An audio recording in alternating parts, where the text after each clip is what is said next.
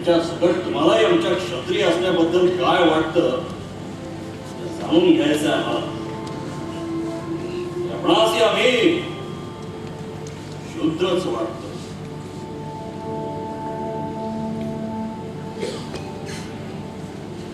आपणासी गप्प का आप्पासाहेब?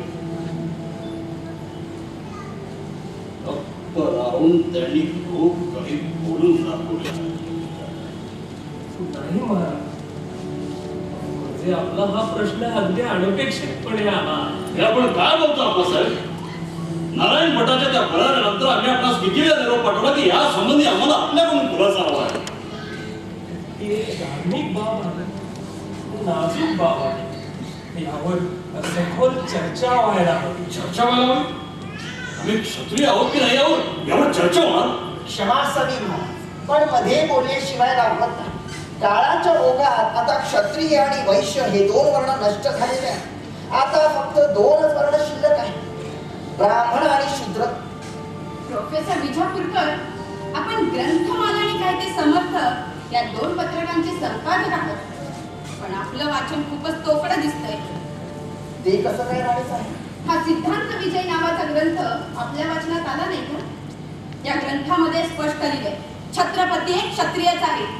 छत्रपतीच नव्हे तर त्यांचे आप्त मोहिते, महाडिक, माने, गुजर, घाटगे, शिर्के, पालकर, अहिरराव, खानविलकर ही घराणी सुद्धा क्षत्रियच असल्याचं 1835 साली ब्राह्मणांनी मान्य केलंय. आपण कोण? हे भास्करराव जाधव, आमचे नवीन सल्लागार. भास्कर जाधव म्हणजे मुंबई इलाक्यातले स्कॉलर.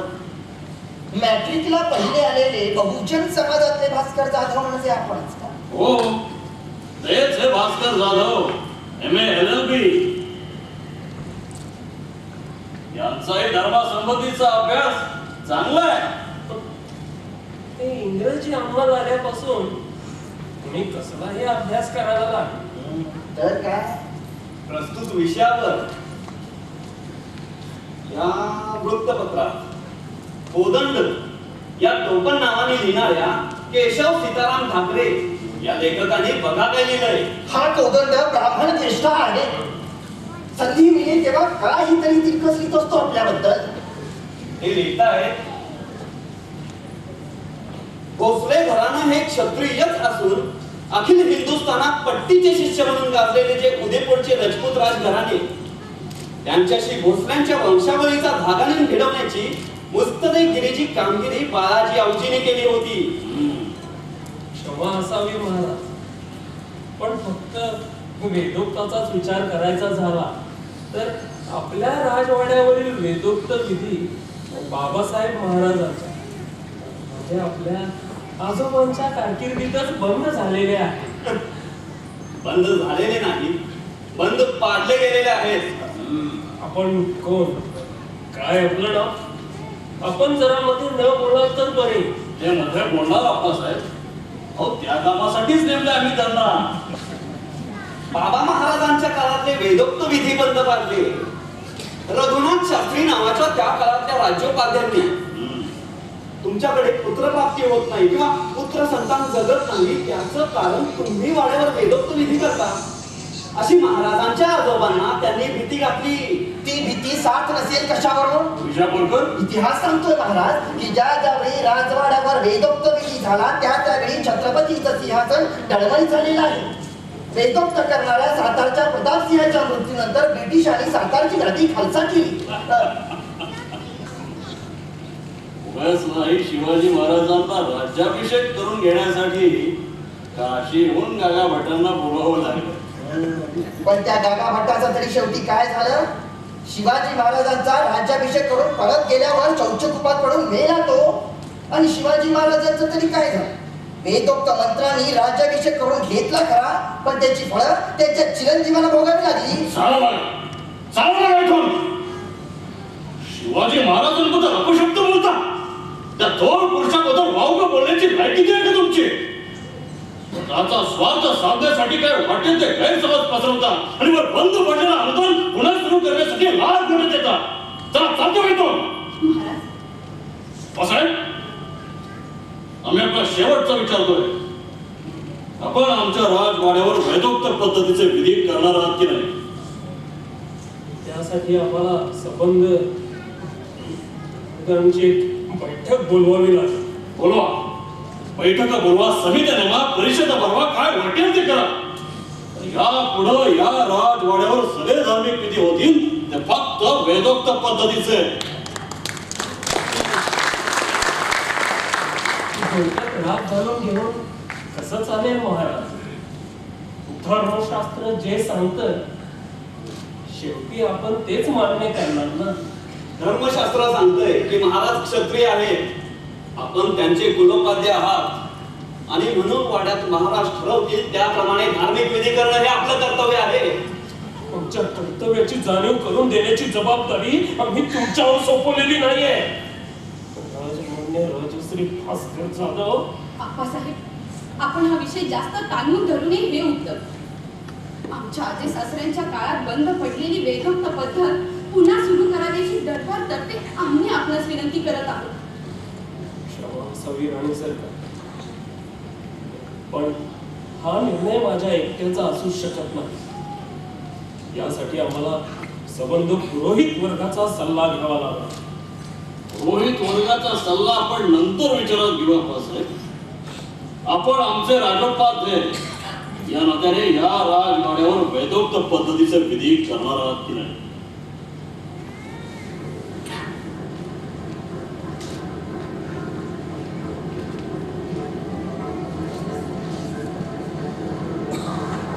ठीक आहे.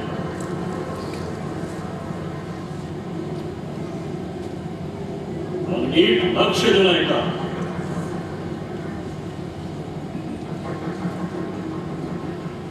आम्ही ज्या कामासाठी आपणास नेमला आहे ते काम जर आपण करणार नसाल तर आपणास आम्ही सेवामुक्त केले असं समजा. महाराज, आपणासच नाही तर या राजवाड्यावरचे जे कोणी ब्राह्मण वेदोक्त पद्धतीचे विधी करण्याच्या विरोधात आहेत त्या सर्वांना त्यांच्या सध्याच्या जबाबदारीतून मुक्त करण्यात येईल. त्यांना दिलेली वचनं, साधारण धनका इनामं जप्त करण्यात येतील.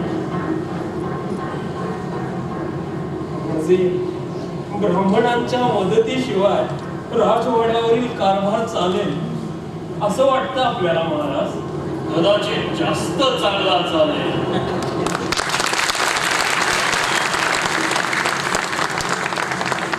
राजवाड्यातल्या बुरसटलेल्या विचारांचं जळमट धुवून काढण्याचा आता मी निर्णय घेतलाय. भास्कर जाधव, जी महाराज. फतवा काढा. जे कोणी ब्राह्मण वेदोक्त पद्धतीचं विधी करण्याच्या विरोधात आहे त्या सर्वांना त्यांच्या सध्याच्या जबाबदारीतून मुक्त करण्यात येत आहे.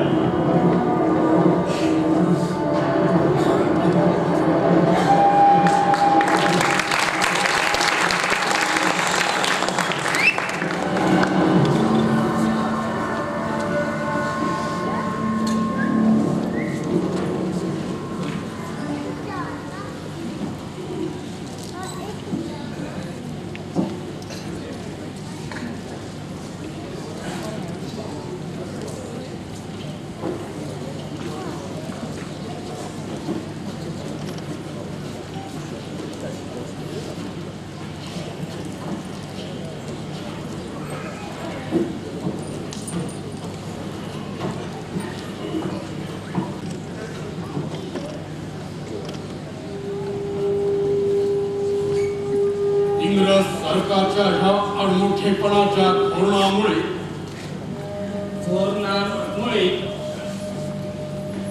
हिंदुस्थानच्या जनतेला जो जाच सहन करावा लागत आहे, जनतेची जी मुस्कळदाबी होत आहे तीवर वेगळे भाष्य करण्याची गरज नाही. इंग्रजी अंगामुळे इथल्या आचार विचारांवर जे चुकीचे संस्कार होत आहे त्यावर वेळीच तातडीची उपाययोजना केली नाही तर काळाच्या ओघात हिंदू धर्म नामशेष ठाळा अखेरीत राहणार नाही. राहणार नाही. कोणीतरी दरवाजा तुटत आहे. जा, बघा कोण आहे. आणि पोलीस असतील तर म्हणा, अरे नुकताच सुटून आलो रे मी. हल्ली आमचं वास्तव्य बाहेरच्या पेक्षा तुरुंगातच जास्त व्हायला लागले. अहो, काल तर आम्ही आमच्या कुटुंबालाच जेलर म्हणून हाक मारली. आता त्यांनाही त्याचं काही वावग वाटलं नाही म्हणून बरं.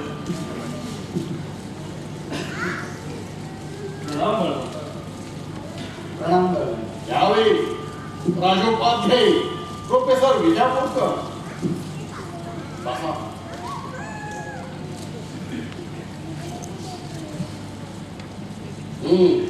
काय तत्वविधानासंबंधी शाहू महाराजांचा निरोप घेऊन आलात की काय? एखाद्या शिष्टमंडळासारख्याला म्हणून म्हटलं. शिष्ट नाही, हे रुष्ट मंडळ आहे. का? काय झालं नसतं व्हायला. आपणास थोडी सवड आहे का? ही म्हणजे आम्ही एक तक्रार घेऊन आलो.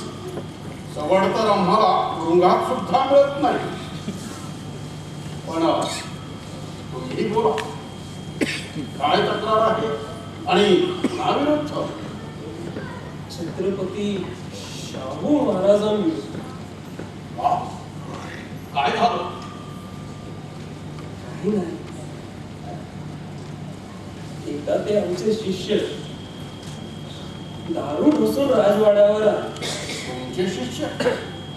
हो, म्हणजे आमच्याकडेच धार्मिक विधी शिकून तयार झाले. आम्हाला वाटलं पिण्यात तयार झालेले. मामला जरा गंभीर आहे बळवंतराव.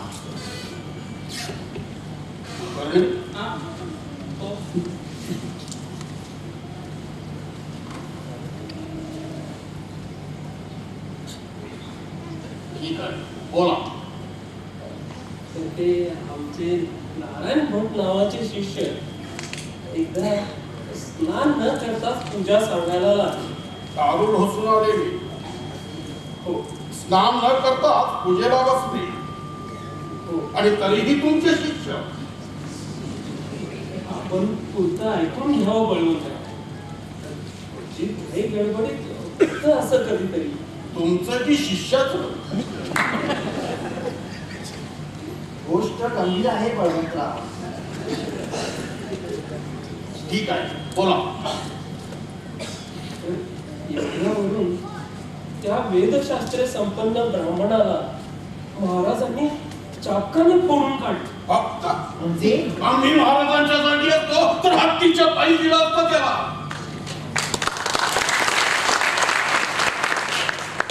मला ब्राह्मण म्हणवता आणि अपवित्र राहता आणि वरती त्याचं समर्थन करता. काही एक चुकलेलं नाहीये महाराजांचं. पुढचं सांगा ना राजोपाध्ये, पुढचं सांगा. आता पुढे आणखी काय आहे सांगण्यासारखं? इथंपर्यंत ऐकूनच आम्ही पुढचे हातरून गेलो. बळवंतराव, आपण पुढचं ऐकून घ्यावं आणि मगच आपली प्रतिक्रिया व्यक्त करावी.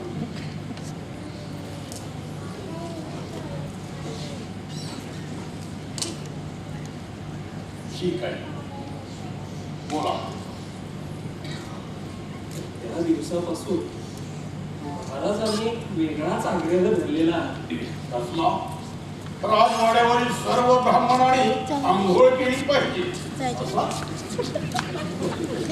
मग जर आंघोळीचाच असता तर आम्ही त्रिकाळ पंचगंगेत बुचकाळ्या मारायला तयार झालो असतो. पण महाराजांनी यांना वेगळ्याच बुचकळ्यात टाकली. आणि ते स्पष्ट बोला. कोड्यात बोलू नका आणि तुमची कोडी सोडवत बसायला आम्हाला वेळ नाहीये. उद्याचं आग्रह पूर्ण करून आम्हाला खाडीकरांच्या नाटकाला जायचं आहे. बोला, कसला आग्रह धरलाय तुमच्या महाराजांनी? आग्रह म्हणजे काय? हट्टच धरलाय की यापुढे वाड्यात फक्त वेदोक्त विधी होती. मग आजवर कोणत्या प्रकारचे धार्मिक विधी होत होते राजवाड्यावर? पुराण होतं. का? वेदोक्त का होत नव्हते? वेदोक्त विधी 2 पिढ्यांपासून बंद आहे. मग पुन्हा चालू करा ना. आहे काय का? यासाठी बहुसंख्य ब्राह्मणांचा विरोध आहे. का? विरोध काय?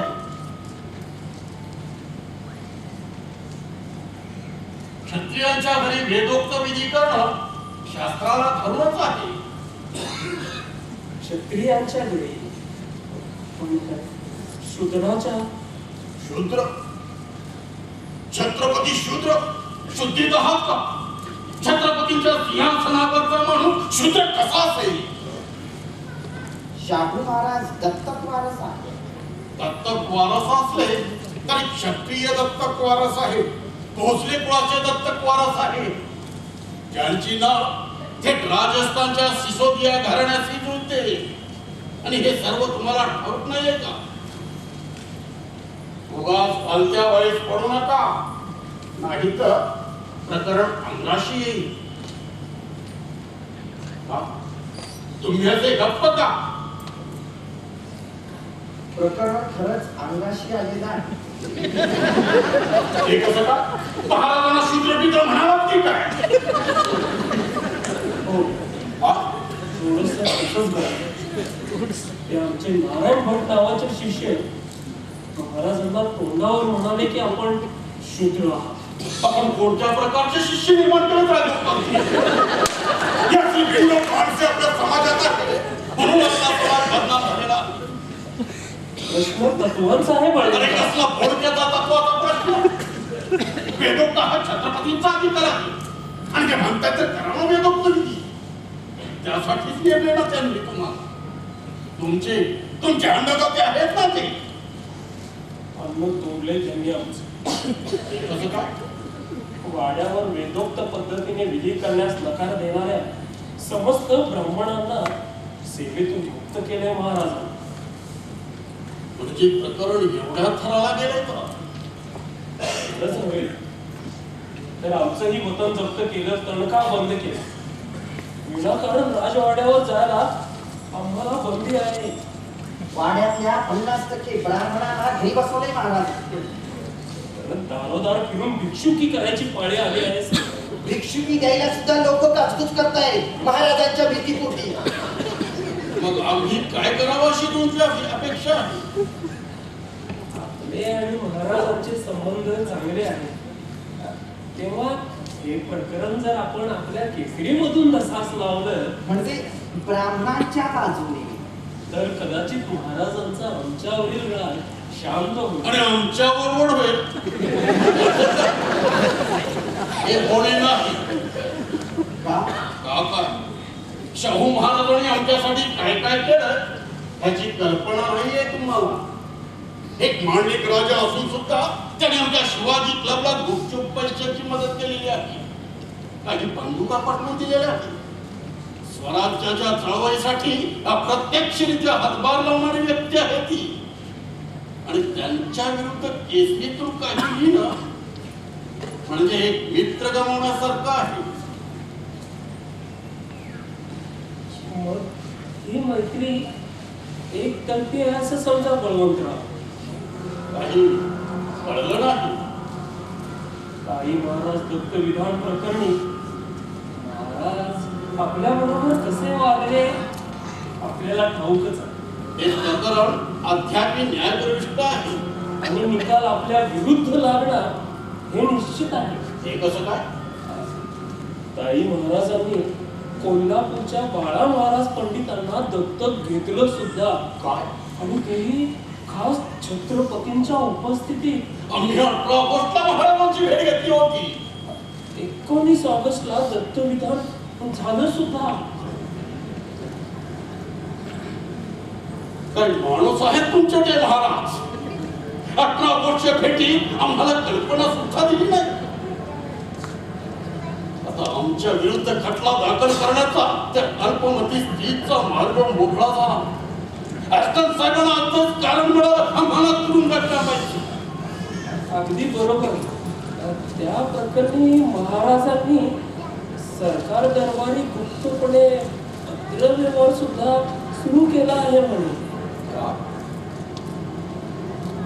काय म्हणावं तरी का या भोसल्यांच्या वारसदारांना?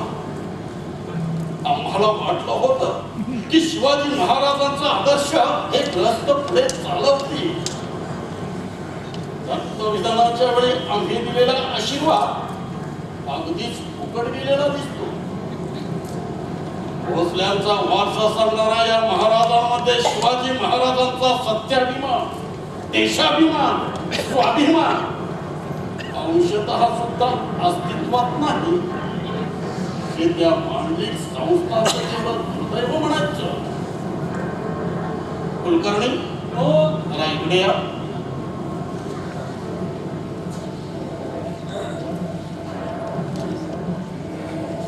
तो अग्रलेख पुरा करायचा तो फाडून टाकायचा आणि दुसरा अग्रलेख लिहायला घ्यायचा. हा बथळा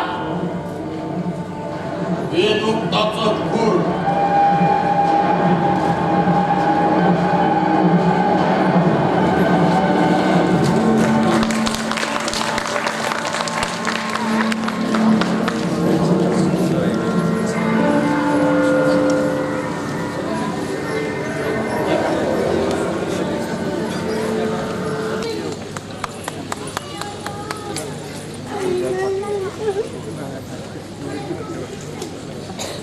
पुनश्च सर्वांचं स्वागत. सुरुवातीच्या कार्यक्रमा एवढा मोठा कार्यक्रम आपण करणार नाही आहोत. एक औपचारिकतेचा भाग म्हणून एक छोटासा कार्यक्रम इथं सहकलाकारांचा, त्या नाटकामध्ये जे सहभागी कलाकार आहेत त्यांचा आपण सत्कार करणार आहोत. या सत्कारासाठी मी शिवाजी विद्यापीठाचे कुलसचिव माननीय डॉक्टर विलास नांदवडेकर सर यांना मी व्यासमंचावर आमंत्रित करते. तसेच राजर्षी शाहू कॉलेज रुकडी येथील प्राचार्य डॉक्टर अर्जुन राजगे सर यांना पण मी व्यासमंचावर आमंत्रित करते.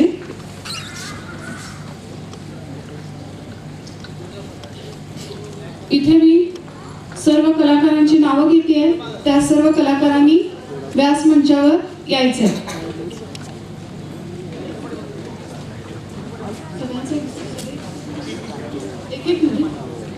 प्रथम शाहू महाराजांच्या भूमिकेत असलेले सागर चौगुले. शाहू महाराजांच्या भूमिकेत असलेले सागर चौगुले सत्कार अशा स्वरूपाचा आहे. गुलाब पुष्प आणि मेडल. 20 जी नाटकं झाली त्या सर्व नाटकामध्ये शाहू महाराजांच्या भूमिकेला प्रथम क्रमांकाचं पारितोषिक मिळालेलं आहे.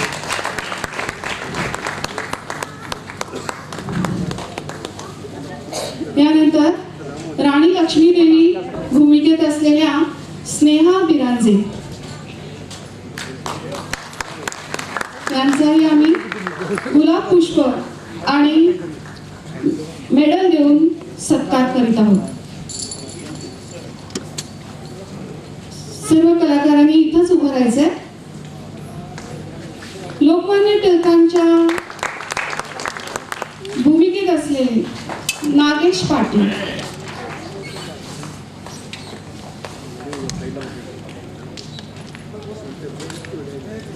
लोकमान्य टिळक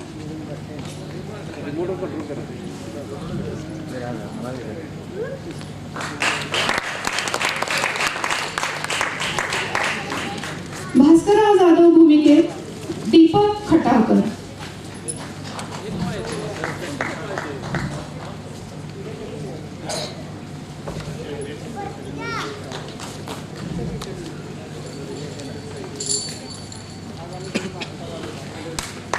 आप्पासाहेब राजू पाटे यांच्या भूमिकेत स्नेहल राज संपा. सर्वांच्या उत्तम अशा अभिनयाबद्दल हृदयस्पर्श संस्थेमार्फत आणि चाटे शिक्षण समूह यांच्यामार्फत आम्ही हा सत्कार करत आहोत. सत्काराचे स्वरूप गुलाब पुष्प आणि मेडल. प्राध्यापक विजापूरकर यांच्या भूमिकेत युवराज ओतारी.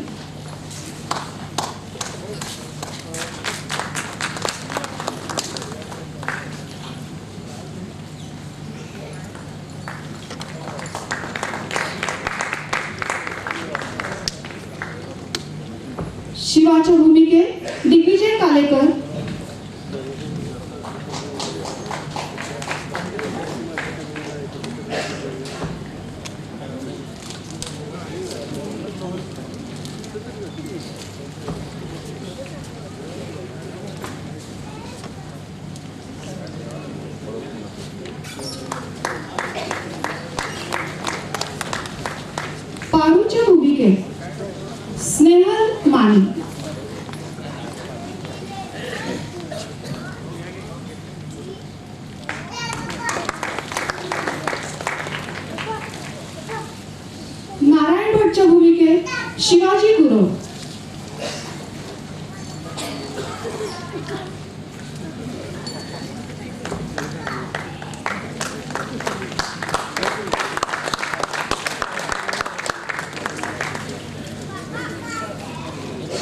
क्लर्कच्या भूमिकेत असलेले जयवंत निकम.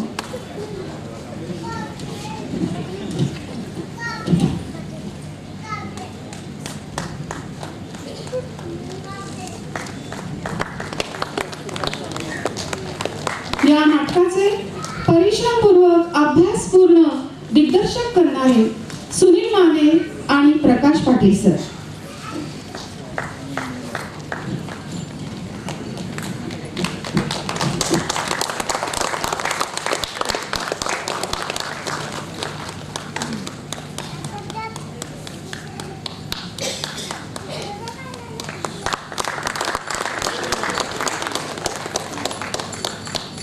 या नाटकाच्या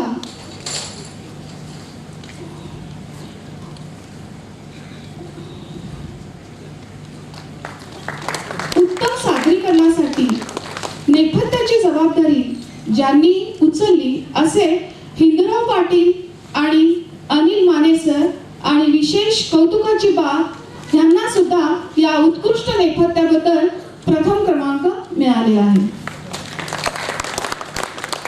टाळ्यांच्या गजरात आपण यांच्या प्रथम क्रमांकाबद्दल त्यांचं अभिनंदन करूया.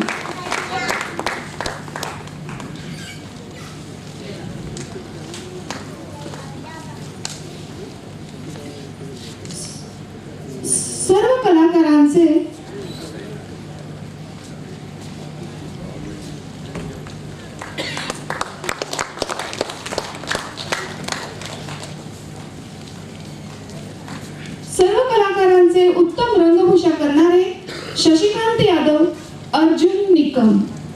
शशिकांत यादव, अर्जुन निकम यांना सुद्धा या उत्तम रंगभूषेबद्दल या राज्यनाट्य स्पर्धेमध्ये प्रथम क्रमांक मिळालेला आहे.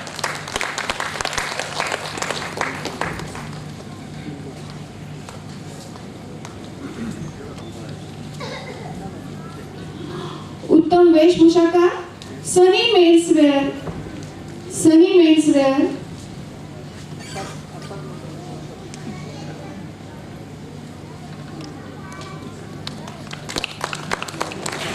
प्रकाश योजनाची धुरा यथार्थपणे पेलणारे संताजी पाटील, रिया मोरे. संताजी पाटील, रिया मोरे.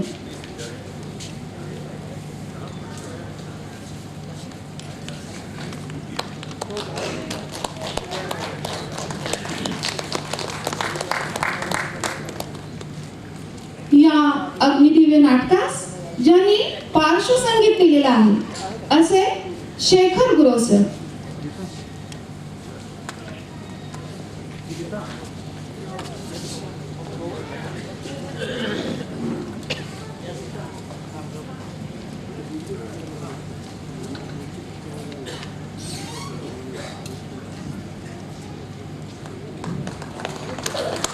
संपूर्ण रंगमंच व्यवस्था पाहणारे रमाकांत पाटील, जयवंत कुसाळे.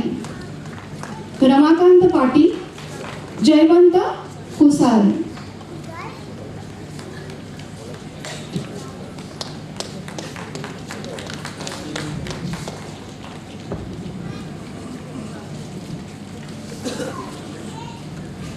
आणि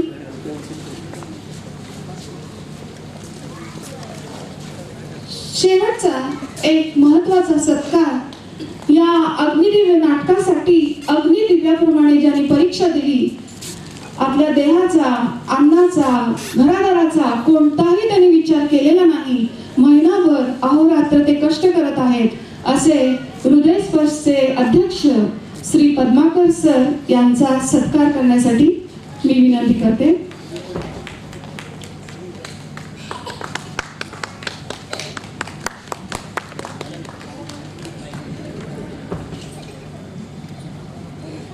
केवळ सरांचंच हे अग्निदिव्य नाही आहे तर त्यांच्यासोबत कापसे मॅडमही आहेत. त्या दोघांचाही आपण सन्मान करूया. प्रत्येक पुरुषाच्या पाठीमागे एक भक्कम स्त्री उभी असते, त्याचे हे जाज्वल्य उदाहरण.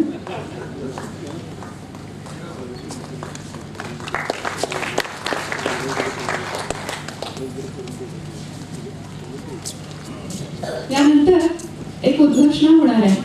पण ती नेमकी उद्घोषणा काय आहे आम्हाला सुद्धा माहित नाही बरं का.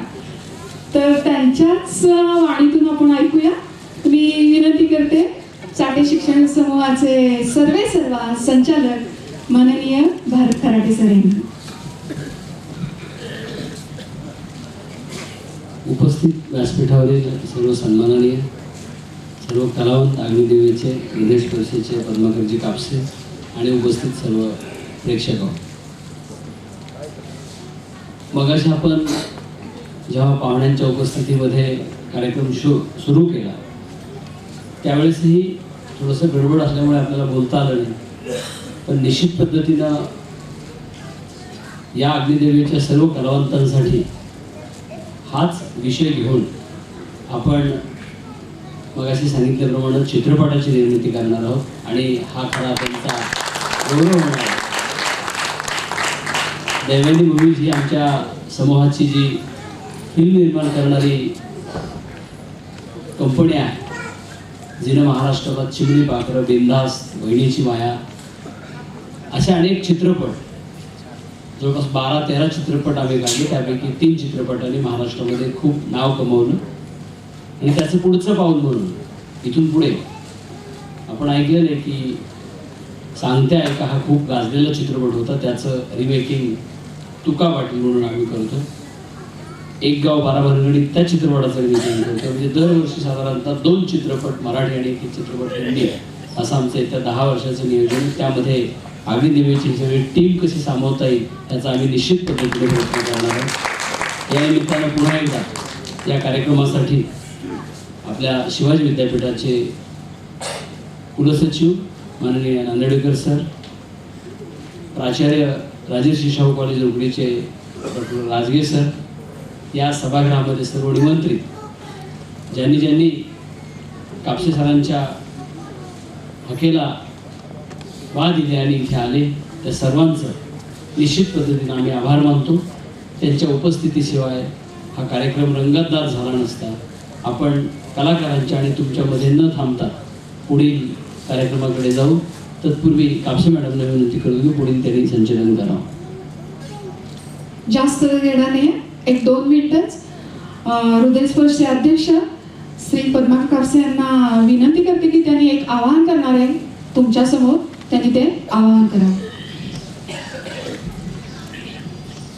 या ठिकाणी आव्हान वगैरे असं काही नाही आहे, पण हा जो खटाटोप आहे म्हणजे राज्यनाट्य स्पर्धेमध्ये सहभाग घेतला संपूर्ण हनुमान तरुण मंडळाचे सर्व कलाकार आणि सर्व त्याची टीम, सुनील माने सर, प्रकाश पाटील आणि सर्वच जण अत्यंत हृदयस्पर्शीच्या या पहिल्या प्रयत्नाला खऱ्या अर्थानं जो परिस्पर्श झाला आणि नंबर मिळून खऱ्या अर्थानं सुवर्णस्पर्श झाला असं आम्ही समजतो.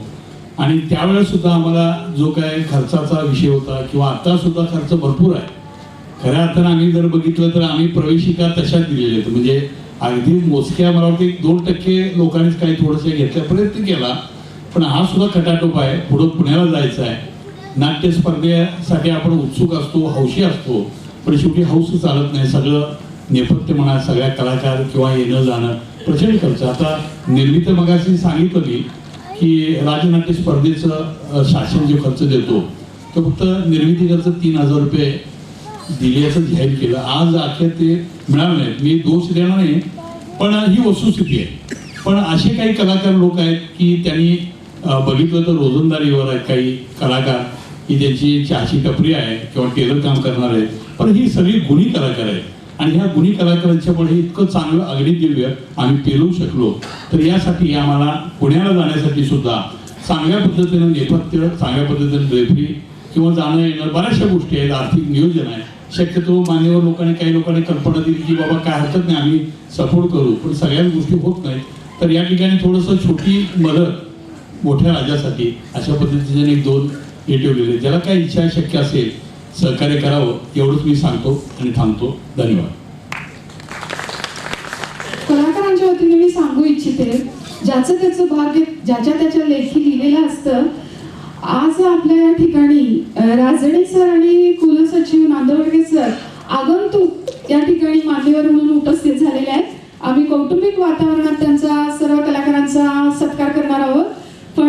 आणि त्यांचा सर्व कलाकारांचा चांगल्या रीतीने इथे सत्कार झालेला आहे. आणि इथं नाटक संपल्यानंतर सर्व नाट्यरसिकांना एक विनंती निवेदन की या नाटकातील काय त्रुटी असतील, कारण हा नाटकाचा प्रवास इथंच संपलेला नाहीये, तो 3 तारखेपर्यंत आहे. तर त्याविषयी जे काही मार्गदर्शनपर सूचना असतील त्या आम्ही अवश्य स्वीकारू. आणि आतापर्यंत जो काही तुम्ही उदंड प्रतिसाद आमच्या नाटकाला दिलेला आहे, तुमच्या सदिच्छा आमच्या पाठीशी आहे, या सर्वाबद्दल तुमच्या आजच्या उपस्थितीबद्दल आम्ही या हृदयस्पर्श संस्थेमार्फत मनपूर्वक मी आभार मानते. आणि हा छोटासा औपचारिकतेचा कार्यक्रम इथे संपन्न झाला असे मी जाहीर करते.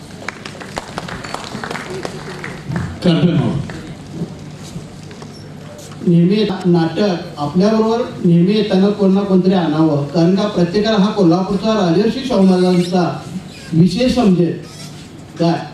आणि कसं असतंय, काय इंग्लिशमध्ये म्हणतात, मला काय मी 11वी नापास आहे, काहीतरी काही तोंडानं सांगायचं एकमेकाला, त्याला काहीतरी इंग्लिशमध्ये म्हणतात बघा, सरनेम तुम्हाला इंग्लिश येत असतो. हां, माउथ पब्लिसिटी ती जास्त महत्त्वाची आहे. ह्याचा काय विषय काय नाही. आम्ही हे नाटक एक वेळ केलं, मानेसरांची काय वाटलं त्यांना एक 40-45 रुपये जमू येतील. खरं मी हिंदूराव हुजरे पाटील, राजू सावंत वगैरे ह्यांनी 10,000 5,000ची तिकीटे घेतली. माझ्या पोरग्याने 3,000, पुतण्याने 5,000 असे करून बाकीची जी खपवली ती 90,000 रुपये त्यांनी टोळा करून दिलते. आणि त्याच्या अगोदर मी वैयक्तिक जे दिलतं ते वेगळं. तर नंतर कार्यक्रम संपल्यावर प्रत्येकानं आपल्या इच्छेला काय येईल ते आपल्या ह्या पेटी टाकलं, ते खूप मोठं दान आहे. बरोबर आहे ना. किंवा आमच्यासारख्यांना नंतर इथं काय टाकायला आपल्याला वेळ नाही किंवा जादा द्यायचं आहे, पद्माकर कापसेंच्याकडे दिलं तरी चालेल. निस्वार्थी निष्पाप माणूस आहे आणि असे कार्यक्रम ते फोटो बनवूनच करत्या काय.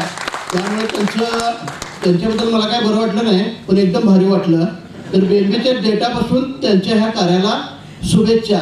पण हे नाटकाचा जो अर्थ आहे तो आपण प्रत्येकाला सांगितलं पाहिजे, हे नाटक कशावर आहे काय एवढंच.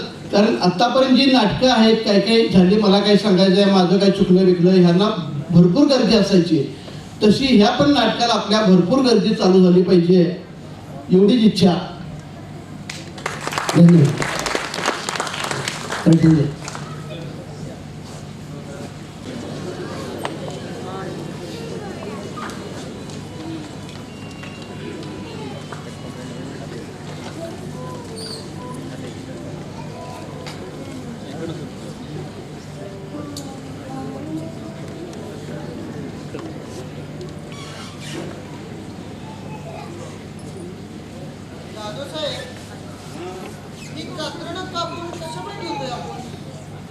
महाराजाच विलायती गुण येत आहेत ना, त्यांना दाखवण्यासाठी.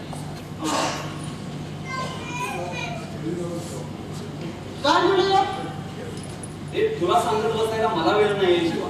महाराज कुठल्याही क्षणी येतील. पण मला ठाव आहे यात काय लिहिले. काय लिहिले? महाराजांच्या विरुद्ध लिहिले काय बस. अहो वाड्यासमोरच्या चौकात बामणांची टोळकी दररोज चौकावलेली पेपर वाचत असते आणि वाड्याकडे बघून आपापसात कुजबूज चालू करतो समजेल. ही कात्रणं व्यवस्थित फाईल करून ठेवायची म्हणून सांग त्या सबनीसांना. आणि त्यांना म्हणावं केसरीची कात्रणं जाळून टाका. जाळून आमर अहो टिळकाने समजा वंगाळलेलं यात, मग कशाला ठेवायचं जपून.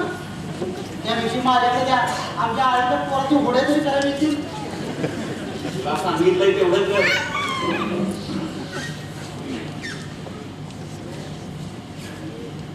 जाधव साहेब एक विचारू का. काय आता ते येतोक म्हणजे नक्की काय असतो. म्हणजे एवढा का म्हणून पावर मारलाय अख्ख्या महाराष्ट्रात.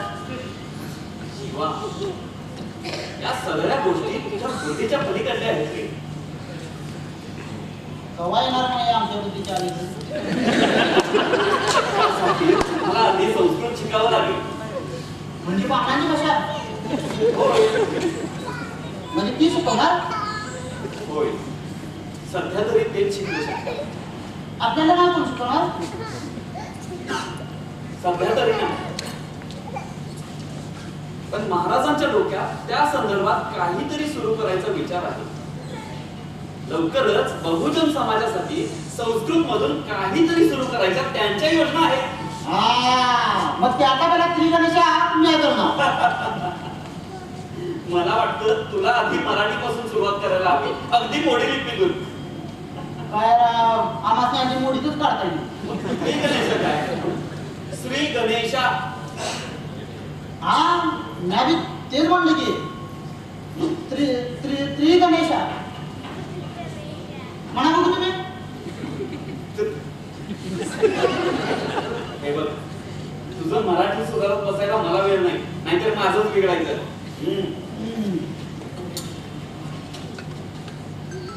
शिवा, तू गेला नाहीस महाराजांसाठी खडखडाट घेऊ?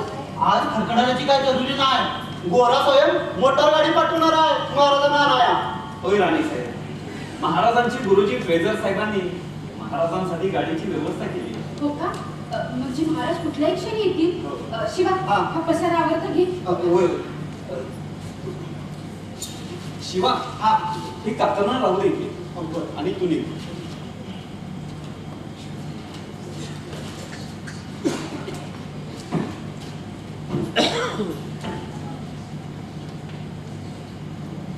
गेल्या 1-1.5 महिन्यातल्या सगळ्या वर्तमानपत्राची काकरणं काढून ठेवले महाराजांना दाखवण्यासाठी. पण ती आज दाखवू नका महाराजांना. महाराज आल्याच विचारतील. तरीही दाखवू नका. निदान लगेच तरी दाखवू नका. आमच्या मासाहेबांची तब्येत जरा जास्तच. कुठल्याही क्षणी काही होण्याची शक्यता आहे. महाराजांना आधी त्यांची विचारपूस करू द्या. मग आम्ही निवांतपणे कधी तर ती काकरणी त्यांना वाचून दाखवू. ठीक आहे राणी, पण महाराजांनी खोदून विचारलं तर काही गोष्टी मला त्यांच्या कानावर घालणं भाग पडणार. उदाहरणार्थ, वाड्यावरच्या धार्मिक विधींसाठी महाराजांनी जे दुसरे भटजी नेमले होते त्या ब्राह्मणांना राज्योपाध्ये आणि त्यांच्या पाठीराख्यांनी वारीत टाकले. सध्याच्या भट सेवेकरी वैद्यांना तर अंबाईच्या देवळात प्रवेश करायला बंदी आहे राणी साहेब. काय होणार आहे कोल्हापुरात त्या अंबा मातेलाच ठाऊक. काही होणार नाही राणी साहेब. झालंच तर चांगलंच होईल. कधी ना कधीतरी या पुरोहितशाहीला आळा घालायलाच हवा होता. हो, महात्मा ज्योतिबा फुल्यांनी सत्यशोधक चळवळ यासाठीच सुरू केली होती. आता महाराजांच्या खंबीरपणामुळे या चळवळीला बळकटी येईल.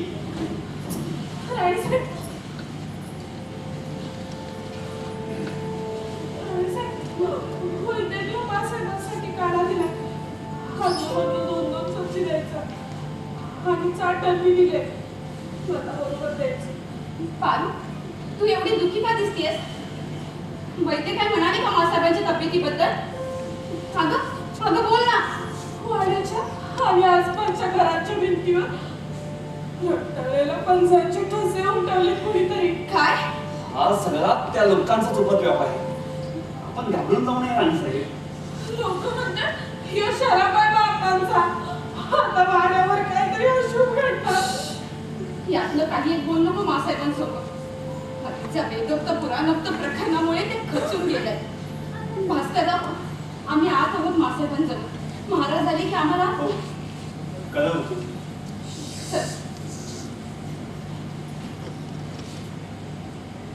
भास्करराव, ती कातरणे महाराजांच्या नजरेस पडू देऊ नका. ठीक आहे.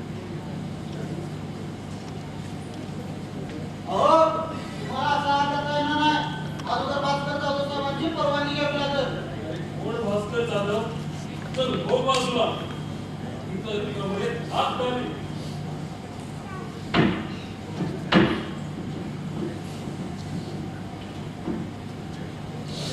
आपल्याला वाड्यावर यायला बंदी आहे आप्पासाहेब.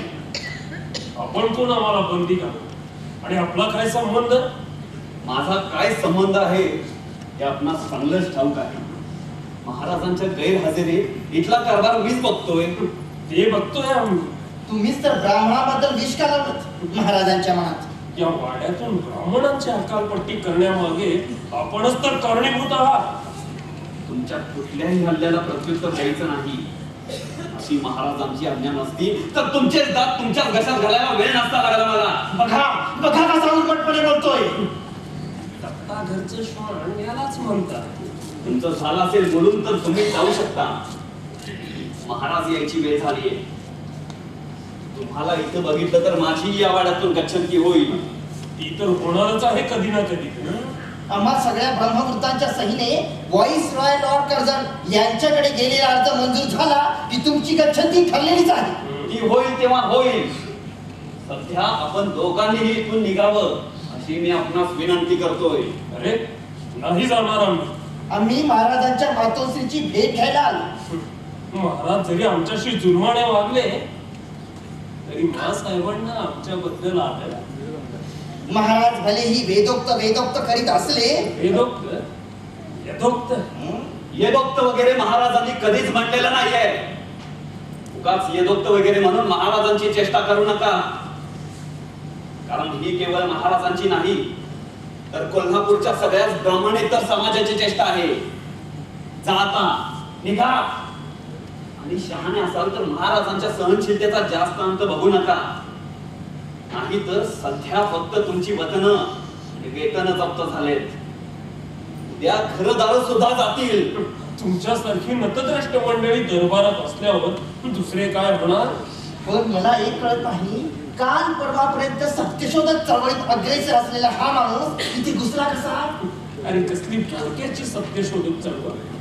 त्या ज्योतिबा फुल्यांनी धर्म बुडवण्यासाठी सुरू केलेली 4 रिकाम टेकड्या खालच्या जातीतल्या लोकांची चळवळ आहे नुसती.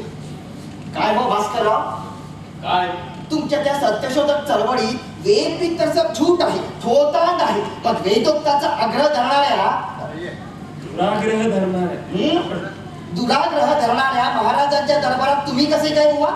चांगले MLA बी ना तुम्ही. तुम्हाला कुठेही सरकारी नोकरी मिळू शकली असती लठ्ठ पगाराची. सगळ्याच गोष्टी पैशाने तोलायच्या नसतात प्रोफेसर. आपल्या गुणांची कदर करणारा साथ देणं हे सुद्धा तितकंच महत्वाचं असतं. हजारो भक्तरू तरुणांमधून महाराजांनी आम्हाला हुडकून काढलं. जबाबदारीची पद दिली, आमच्यावर विश्वास दाखवला. या एवढ्या गोष्टींसाठी आम्ही त्यांच्या करता अख्खं आयुष्य पणाला लावू शकतो. पण मग तुमच्या त्या सत्यशोधक चळवळीचं काय. सत्यशोधक चळवळीत वेद वगैरेंना स्थान नाहीये हे खरं आहे. पण ही चळवळ त्या धार्मिक ग्रंथांच्या विरोधात नाही तर त्या ग्रंथांचा आधार घेऊन ब्राह्मणेतरांना तुच्छ लेखणाऱ्या पुरोहित वर्गाविरुद्ध आहे. आणि वेदोक्ताच्या निमित्ताने महाराज हेच कार्य करत असल्यामुळे त्यांचे हात बळकट करणं हा सुद्धा आमच्या चळवळीचा एक भागच आहे. आले महाराज आले. आपण एक तर मासाहेबांची भेट घ्यायला आत तरी जा, नाही तर तोर लपवीत बाहेर तरी जा. आता आम्ही महाराजांना भेटूनच जातो. महाराज येत आहे.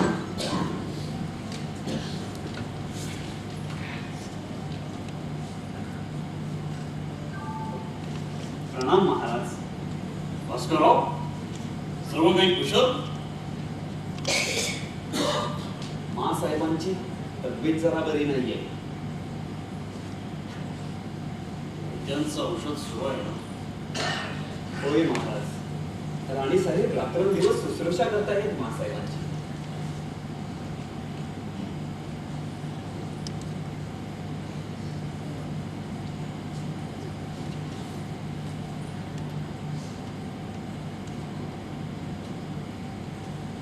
त्या वाड्यावरच्या बाहेरच्या भिंतीवर रक्ताचे पंजे कोणी उठवले.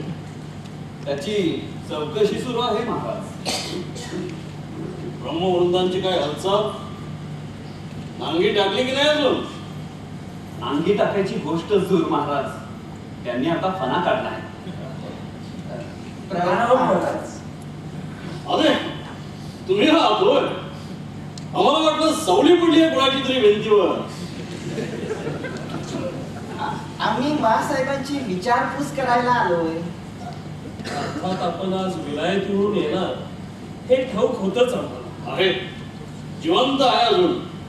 आणि हाती पायी धड धाकट सुद्धा. काही लक्षात नाही आलं महाराज. लक्षात आलं नाही की लक्षात राहिलं नाही. काय साहेब, विलायतेला जाण्यापूर्वी आम्ही आपल्याकडे आशीर्वाद मागितला होता. आपण तो द्यायला साफ नकार दिला. आपली वत्र जप्त केल्याचा चांगलाच वचपा काढला तुम्ही त्यावेळी. आशीर्वाद नाकारून आमच्या घरातल्या बाया बापड्यांवर दबाव आणण्याचा प्रयत्न केला. म्हणजे अंधुक्ष आशा होती तुम्हाला की घाबरून आम्ही तुमची वत्र परत करू, तनखे पुन्हा सुरू करू. ती तर कुठल्याही परिस्थितीत सुरू होणारच महाराज. आम्ही सगळी कागदपत्र गोळा करून व्हॉइसरॉय साहेबांकडे पाठवून दिलेली आहे की वेदोक्ताचा त्याच्याशी काही एक संबंध नाही. ही वचनं आम्हाला पिढ्यानपिढ्या मिळत आलेली आहे. वेदोक्ताचा आणि पुराणोक्ताचा त्याच्याशी काही एक संबंध नाही.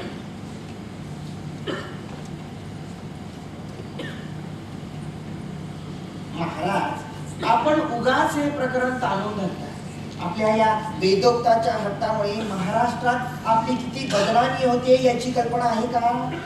महाराष्ट्रातल्या एकूण एक वर्तमानपत्रांनी आपल्या विरुद्ध टीकेची जोड उठवली आहे महाराज. भास्करराव, काय महाराज, आम्ही ती कात्रणं आपणास नंतर दाखवणारच आहोत. आपण आधी राणी साहेबांना भेटावं. काय लिहिलं वर्तमानपत्रांनी आमच्या विरोधात? कुठे टीका करणं? आम्ही ती कात्रणं राणी साहेबांच्या स्वाधीन केलं. त्याला दाखवतीलच आपणास यथावकाश. तितका वेळ वाट पाहायची गरज नाही. आम्ही सगळी कात्रणच काय, अख्खी वर्तमानपत्र आणले आपल्याला दाखवायला. प्रोफेसर विजापूरकर महाराज प्रवासातून आले. अजून त्यांनी मासाहेबांची भेट घेतलेली नाहीये. भास्करराव, प्रोफेसर काय म्हणतात तुमची वर्तमानपत्र आमच्या विरोधात? हे कोल्हापूरचं ब्रह्मोदय, विद्याविलास, समर्थ, सोलापूरचं कल्पतरू, ठाण्याचं अरुणोदय, मुंबईचं उराठी, प्रत्येक वृत्तपत्राने ब्राह्मणाविरुद्ध चालवलेल्या आपल्या कारवाई विरुद्ध आवाज उठवलेला आहे ना. इतरांचं सोडा प्रोफेसर. तुमच्या ग्रंथमालेत तुम्ही काय मुक्ताफळे वगैरे ते सांगा. महाराज, कोल्हापूर दरबारकडून यांच्या ग्रंथमालेला सालाना 500 रुपये मदत म्हणून दिले जातात. जातात नाही, जात होते. असं म्हणून तुम्ही हे करत होतात का?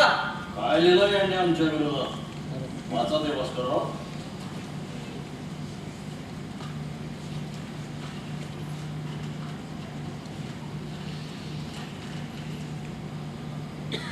वेदोक्ताचा आग्रह धरणं म्हणजे देवभोलेपणा वाढवणं व निष्कारण वाद निर्माण करणं. ब्राह्मण मंडळींचा देवभोलेपणा घेऊन त्यातही त्यांच्यावर कडी करण्याची हाव धरण्याचा प्रयत्न करणाऱ्यांची कीव करावीशी वाटते. मी आमची कीव करता. पुढे हे प्रोफेसर महाशय ब्राह्मणांना चिथवतात की वेदोक्त धर्मकृत्य करण्यास नकार देणाऱ्या भटा भिक्षुकांच्या नेमणुका रद्द करणं, पगार किंवा उत्पन्न बंद करणं हे साफ चूक आहे. पुरातन वृत्तीच्या ब्राह्मणांनी वतन किंवा वेतन यांची पर्वा न करता स्वमतास चिकटून राहावे असा आमचा सल्ला आहे. 500 रुपयांसाठी एवढे फिरलात? प्रश्न 500 रुपयांचा नाही, तत्वाचा आहे. कसली कर्माची तत्व तुमची? दक्षिणेच्या पैशासाठी विकली जाणारी? ठीक आहे, बाकीचे सगळे समजा तत्वशून्य आहेत, पण टिळक तर विकले जाणारे नाही.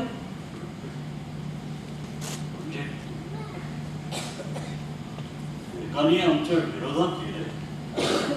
टिळकांनी आपल्या केसरीमधून महाराजांविरुद्ध चक्क 2 अग्रलेख लिहिले.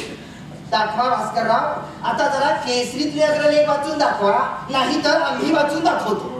काय लिहिले भास्करराव टिळकांनी आमच्या विरोधात? काढा ती लपवून ठेवलेली कात्रणं काढा. महाराज, राणी साहेबांनी आम्हाला ताकीद दिली होती की आपल्याला आल्याबरोबर मनस्ताप द्यायचा नाही म्हणून. का आम्हाला मनस्ताप दिलाय? जरा महाराजांनाही होऊ दे. कळू द्या जरा महाराजांना की त्याच्या अजब हट्टापायी महाराष्ट्रात त्यांच्या प्रतिष्ठेचे काय झिंडवडे निघतायत ते. हो, तोपर्यंत आपण आज जाऊन मासाहेबांच्या तब्येतीची चौकशी करून येऊ. हो, चला. बळवंतरावांनी आपल्या या हट्टाला म्हटलेलंच आहे, वेदोक्ताचं खूण. चला.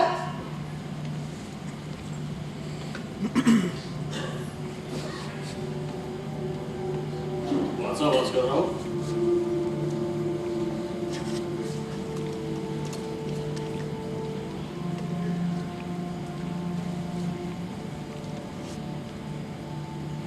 बडोद्याचे सयाजीराव गायकवाड यांनी प्रथम वेदोक्ताचे हे खूळ डोक्यात घेतले. ते त्यांच्या पुरते मर्यादित राहिले असते तर त्याकडे लक्ष देण्याचे कारण नव्हते. परंतु कोल्हापुरातही शाहू छत्रपतींनी वेदोक्त अधिकाराची मागणी करून त्यांच्याही डोक्यात हे खूळ असल्याचे दाखवून दिले आहे. त्यांच्याकडून हे खूळ इतरत्र पसरून समाजाचे नुकसान होण्यापूर्वी आम्ही या वादातील इतिहास आणि धोरण स्पष्ट करू इच्छितो. धर्मशास्त्रावरील जे प्रसिद्ध आणि सर्वमान्य ग्रंथकार आहेत त्यांच्या मते खऱ्या क्षत्रिय व वैश्य या जाती पूर्ण नष्ट झाल्या असून फक्त ब्राह्मण आणि शूद्र या दोनच जाती सध्या अस्तित्वात आहेत.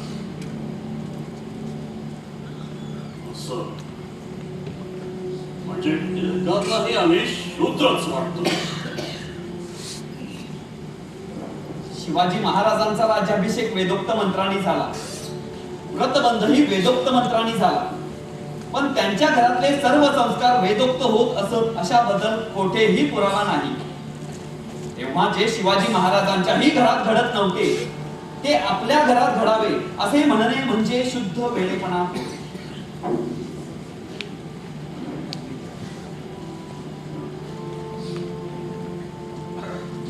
सगळ्या लेखामध्ये कुठेही आम्हाला शूद्र लेखण्याबद्दल ब्राह्मणांचा धिक्कार नाही. आम्ही क्षत्रिय असल्याबद्दल ग्वाही नाही. वाटलं होतं बाळ गंगाधर टिळक नावाचा सर्वसामान्य जनतेचा पुढारी मुठभर संकुचित ब्राह्मणांचे कान उपटील.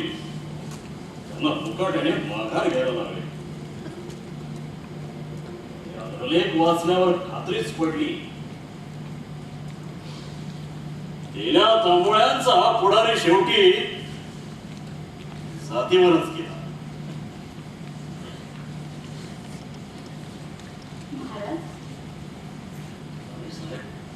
महाराज सुखरूप परतल्याबद्दल आंबाईचे आभार. आपण आत का नाही आलात? मासाहेब मोठ्या आतुरतेने आपली वाट बघत आहेत.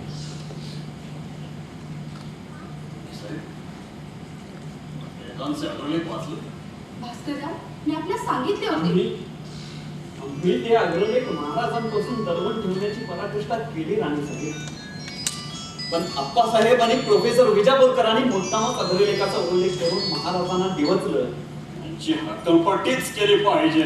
त्यापेक्षा आपणच थोडं पाऊल मागे घेतलं तर. आपण काय बोलता राणी साहेब? हे आम्ही नाही, घरातील वडीलधाऱ्या बायका बोलतात. काय बोलताय? कशासाठी आपण हे वेदोक्त करतो? जे चाललं होतं ते ठीक होतं ना. कशाला उगाच विषयाची परीक्षा घ्यायची? ही सगळी अंधश्रद्धा आहे. आपण त्यांची समजूत का नाही काढली की आम्ही जे करतोय तेच योग्य आहे. आपणास आमचं हे पाऊल चुकीचंच वाटतं. आपण आत येताय ना आपण आमच्या प्रश्नाचं उत्तर नाही दिलं राणी साहेब. महाराज आम्हाला आज्ञा द्यावी. आमच्या महासाहेबांशी किंवा माझ घरातल्या इतर बायबापड्यांशी आपणही सहमत आहात. कधी कधी आम्हालाही वाटतं काय उपयोग आहे या सगळ्याचा? कशासाठी रोष ओढून घेतलाय आपण सगळ्या ब्रह्मवृंदाचा? कारण जातीच्या उतरणीमध्ये आपल्याला खाली ढकलला जात आहे. क्षत्रिय असून सुद्धा शूद्र ठरवलं जात. बरं, पठा ब्रह्माने ठरवलं शूद्र आहे म्हणून तर काय फरक पडतो? कशाला उगाच त्यांची शिव्याश्राप घ्यायचे? कधीच्या सगळ्या प्रकारामुळे राजवाड्यातील सगळा नोकर वर्ग घाबरून गेलाय. कधी कोणाला वाळीत टाकलं जाते तर कधी रक्ताळ्याला हाताचे पंजे वाड्याच्या भिंतीवर उमटून अशुभ संकेत दिला जातोय. वर्तमानपत्रात नाचक्की होती ती वेगळीच. मला वाटतं यामुळेच मासाहेबांचं दुःख विकोपाला गेलं असावं.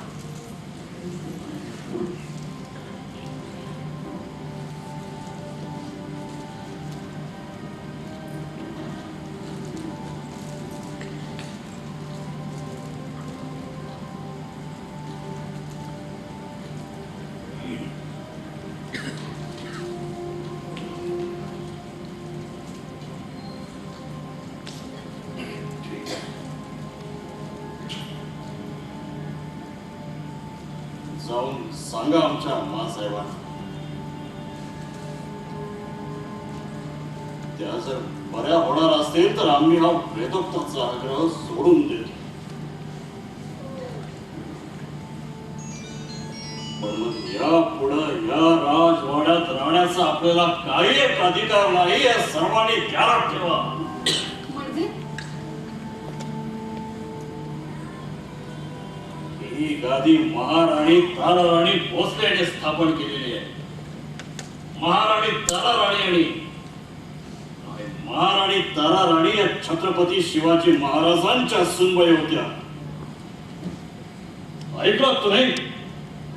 महाराणी ताराराणी या छत्रपती शिवाजी महाराजांच्या सुनबाई होत्या, ज्यांनी समस्त पुरोहित वर्गाशी झगडून आपलं क्षत्रियत्व सिद्ध केलं होतं. ते क्षत्रियत्व त्यांची गादी चालवणाऱ्या लोकांना नको असेल, चला चला जाऊया एखाद्या शूद्राच्या वस्तीवर, जिथं नदीवर पाणी भरायला गेला